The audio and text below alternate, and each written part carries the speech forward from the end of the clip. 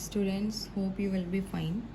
Today we will do capital adjustment in retirement of a partner, chapter number 5. Chapter retirement of a partner. इसमें topic है capital adjustment.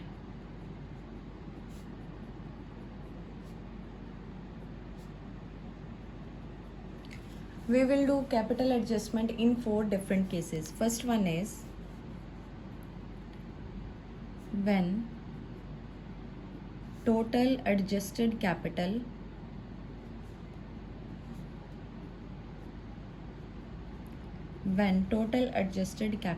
is given. पहला case है कि आपको total adjusted capital given है. मान लो XYZ 3 partner है, तो उसमें से जो थर्ड पार्टनर है जेड वो रिटायर होके जा रहा है. तो जेड रिटायर होके जा रहा है तो आपको दिया गया है कि एक्स एंड वाई की सारी एडजस्टमेंट करने के बाद रिजर्व, रीवैल्यूएशन का प्रॉफिट, कोई फंड है, सारा कुछ उनको देने के बाद उनकी जो कैपिटल है वो एट द एंड एक्स की कैपिटल बच रही है 4 लाख और वाई की बच रही है 2 लाख. मीन्स जो आपको बैलेंस कैरी डाउन वो आपको गिवन है. Second case is when total adjusted capital is not given. Second case कि आपको उनकी, जैसे पिछले में मैंने आपको बताया कि 4 लाख एंड 2 लाख सारी एडजस्टमेंट करने के बाद है. इसमें कि आपको वो चीज़ नहीं दी हुई, आपने सारी एडजस्टमेंट करने के बाद खुद बैलेंस कैरी डाउन जो है वो फाइंड आउट किया कि एट द एंड उनकी कैपिटल कितनी होनी चाहिए. ये वो वाला केस है. उसमें क्या है कि हम टोटल कैपिटल निकाल लेंगे. मान लो कि आपका जो बैलेंस कैरी डाउन आया, एक पर्सन का आया 3,50,000 और दूसरे का आ गया 2,50,000. ये है कि हमने कैरी डाउन फाइंड आउट, इसमें गिवन है कि एट द एंड इतनी है, इसमें हमने निकाला है सारी एडजस्टमेंट करने के बाद. और सपोज ये आपका आ गया 6 लाख. अब 6 लाख को गिवन होगा कि आपने ये वाली रेशो में एडजस्ट करना है. तो ये वो वाला केस है. अब नेक्स्ट है third case is when settlement is to be done and capital is to be made proportionate. Third case है कि हमने पार्टनर्स के अकाउंट की सेटलमेंट भी करनी है और जो एट द एंड उनकी कैपिटल आई है उसको प्रोपोर्शनेट भी करना है. फोर्थ इज, अब ये प्रोपोर्शनेट या तो आपको रेशो गिवन होगी या फिर आपको कोई क्वेश्चन ऐसे होते हैं कि जिसमें आपको ये बोला होता है कि उनकी कैपिटल अकॉर्डिंग टू देयर जो ओल्ड रेशो थी, ओल्ड रेशो में अगर एक पर्सन चला गया तो जो बाकी बच गई उसके अकॉर्डिंग होगी. मीन्स उनकी जो न्यू, ये गिवन होगा आपको क्वेश्चन में कि हमने कैपिटल को प्रोपोर्शन करना और सेटलमेंट भी करनी. And fourth is settlement is to be made, settlement भी करनी, साथ ही में कैपिटल को प्रोपोर्शनेट करना.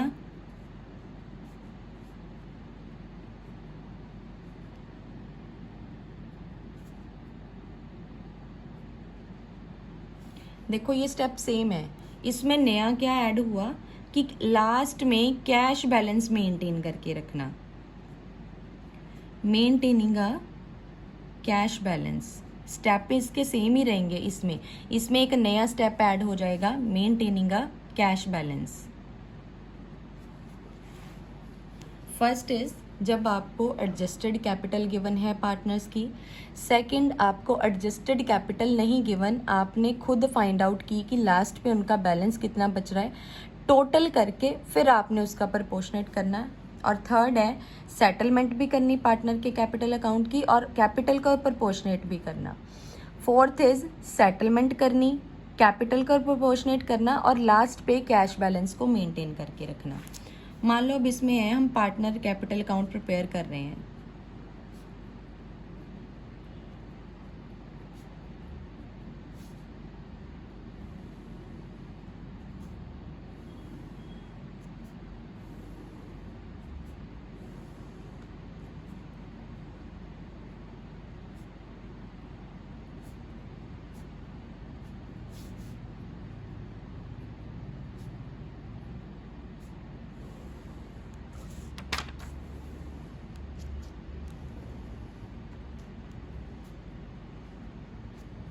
रैंडम फिगर के साथ हम करते हैं। मान लो आपको बैलेंस शीट में गिवन है तीनों पार्टनर्स की कैपिटल का बैलेंस दिया हुआ है। Suppose 4 lakh, 3 lakh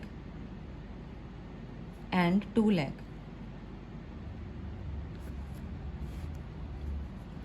balance sheet में कोई जनरल रिजर्व गिवन है, वो भी दे दिया।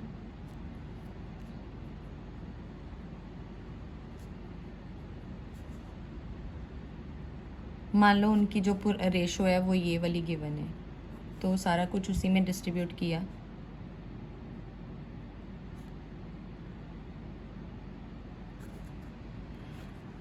अब रीवैल्यूएशन का प्रॉफिट है, मान लो रीवैल्यूएशन अकाउंट,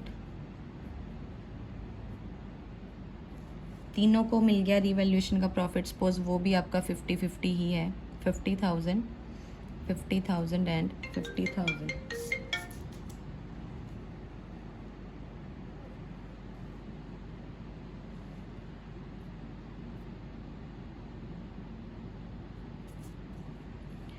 अब नेक्स्ट है कि जो सी है वो रिटायर होके जा रहा है, जो सी पार्टनर है वो रिटायरिंग पार्टनर है। अब रिटायरिंग पार्टनर को जो उसका गुडविल का शेयर था वो मिल गया किससे? एज कैपिटल अकाउंट, बीज कैपिटल अकाउंट।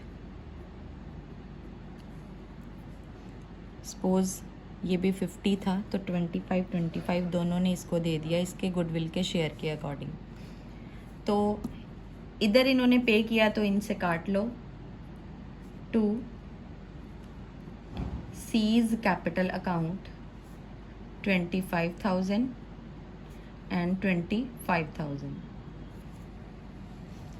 अब ये क्या है कि सी जा रहा है तो हमें पता है जितने पैसे हमने देने वो उसके लोन अकाउंट में ट्रांसफ़र कर देने। 2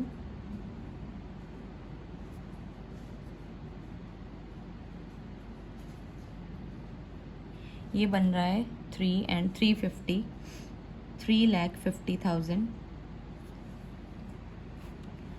इनका जो बैलेंस बन रहा है ये है 4 लाख। 4 में से 25 माइनस किया, 4 लाख में से 25 माइनस किया तो ये आपका आ जाएगा 3,75,000। अब इसका बन रहा है 450 एंड 5 लाख। 5 लाख में से 25 माइनस किया तो ये आ गया आपका 4,75,000।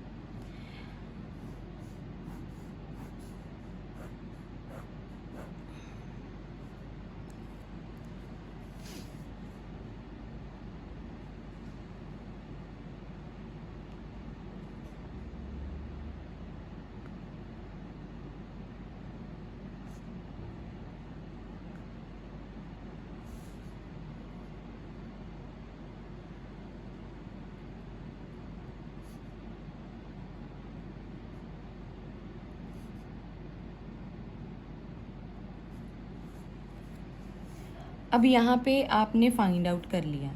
अब ये केस है फर्स्ट वाला, ये जो केस है फर्स्ट वाला कि जब हमें एडजस्टेड कैपिटल गिवन है। मान लो आपको एडजस्टेड कैपिटल गिवन है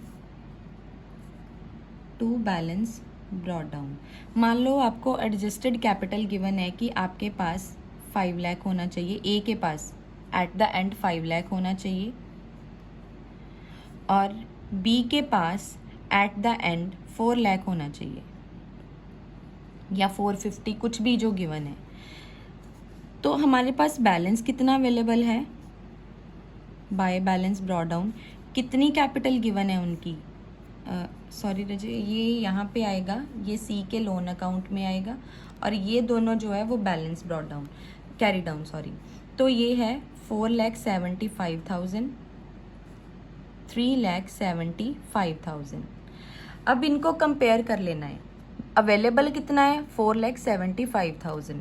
होना कितना चाहिए? 5 लाख। तो इतना कैश और इंट्रोड्यूस हो जाएगा बाय बैंक या कैश बाय बैंक और कैश अकाउंट। अमाउंट आ जाएगी 25,000 एंड 25,000।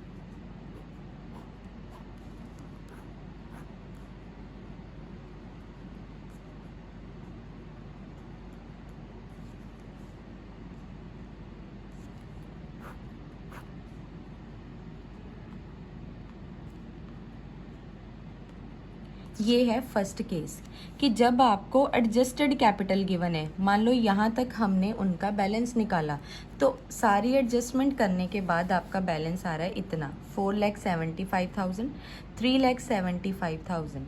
ये तो उसका लोन अकाउंट है तो ये नहीं आएगा।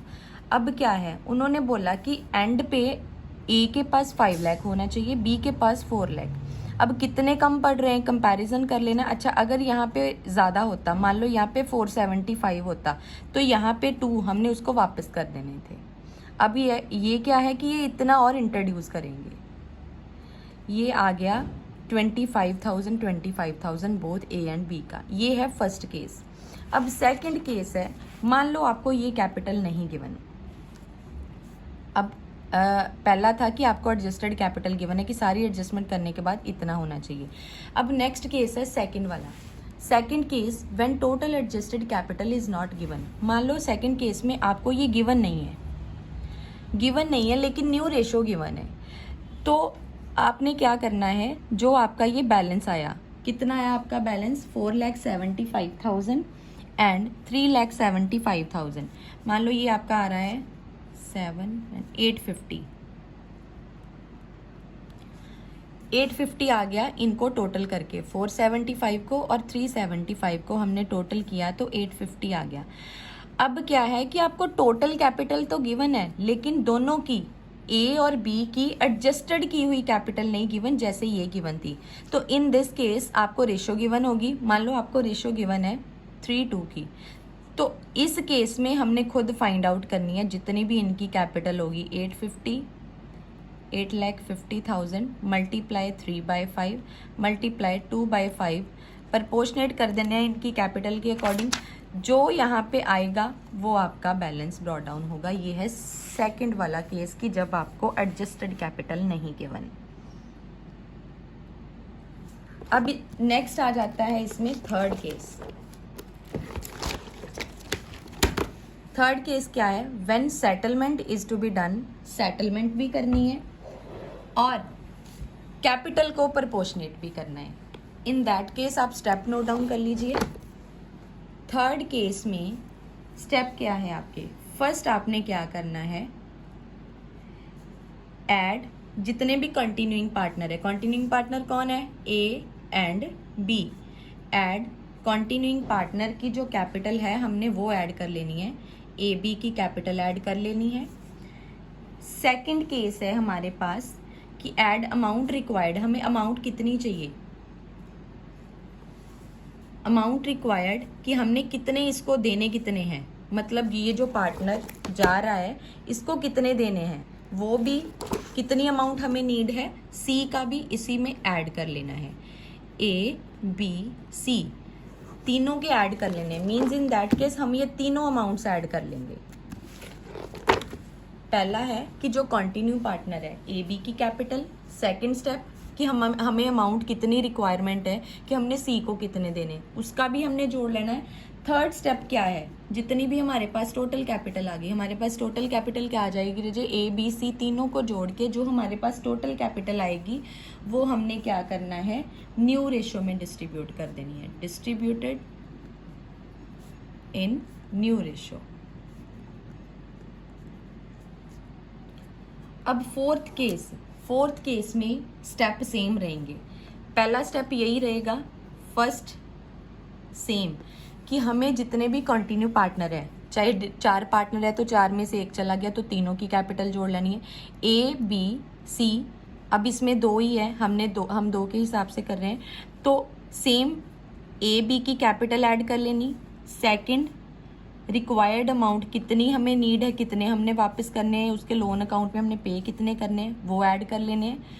तीनों को ऐड करके थर्ड स्टेप क्या है, जितना भी हमें बैलेंस शीट में बैंक बैलेंस गिवन है, अब इसमें एक नया था कि मेंटेनिंग कैश बैलेंस, कैश या बैंक बैलेंस जितना भी गिवन है। अब थर्ड स्टेप इसमें इंट्रोड्यूस हो जाएगा, ऐड बैंक बैलेंस।